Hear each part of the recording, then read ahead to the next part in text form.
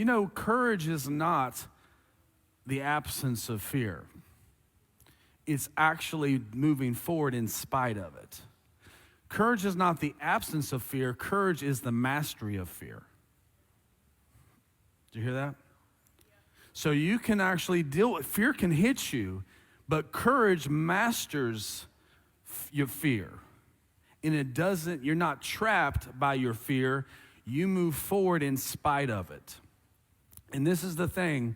Jesus even said in Luke chapter 18, verse 8, when the Son of Man returns, will he find faith? He's basically saying, will I find faith in the whole world?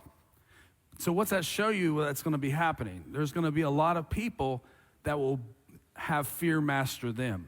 Let me ask you a question. Does fear master you, or have you mastered fear?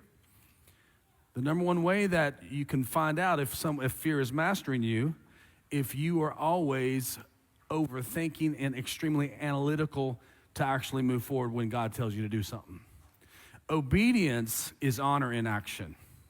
So you want to say you trust God, well, your trust is revealed in how you walk and do what he asked you to do. No matter how little, no matter how big. This is why Jesus said in Luke 6:46, why do you call me Lord and not do the things which I tell you to do? So, if your life, everything in your life, the Lord has been teaching me, he says, Scott, how obedient are you? Let me ask you, are you obedient to everything the Lord asks? We're working on it, right? We're working on it. We're on our way to heaven, so we might as well enjoy the trip as we're doing it. So even though we might fall down, just get back up. Now, with that said, we are stepping into the year of the plow. The Lord gave me the word of the Lord for 2024. I released it on Facebook. I haven't said it here at the church, but I heard this loud and clear.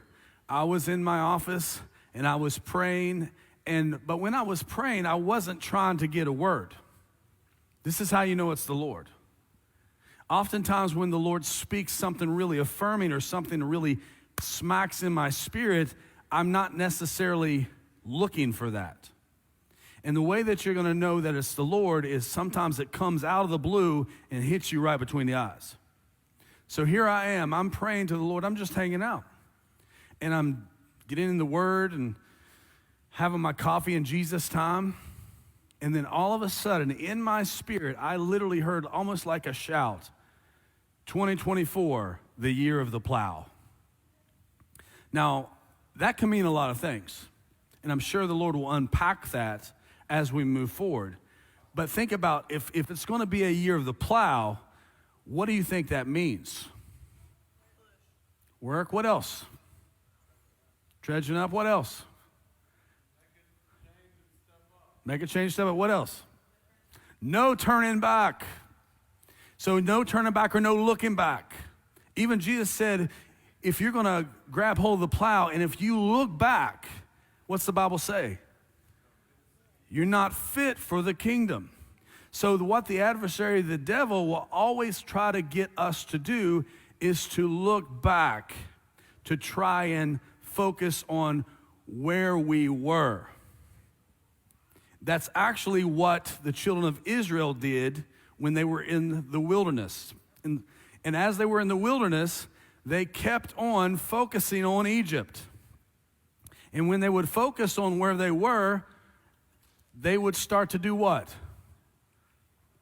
Complain. Have y'all ever complained? We all have, right? We're all guilty of it, but that's not the Lord. And the thing is, if we are going to be followers of Jesus, and if we are going to walk as he walked, we have got to let that go. This is what it means to be a disciple, a disciplined one. We can't be complainers. So if God inhabits the praises of his people, who do you think inhabits the complaining of his people? Satan does, right? So wherever there's complaining, what are you going to find? The enemy, and you're going to find somebody that's always looking back.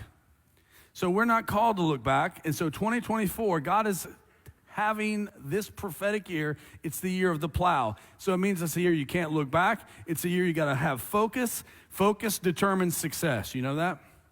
And success is not found in what you achieve. Success is not found in what you accumulate. Success isn't found in your job. Success isn't found in having a house or having a car. Success is this: being obedient to the smallest things. Extreme obedience. When the Lord says, wake up, talk to me, you're successful. When the Lord says, go to the store, you're successful. If you get the little things right, when the big things happen, it's nothing. The reason why people have a hard time answering God in the big things is because they don't live an obedient life in the small.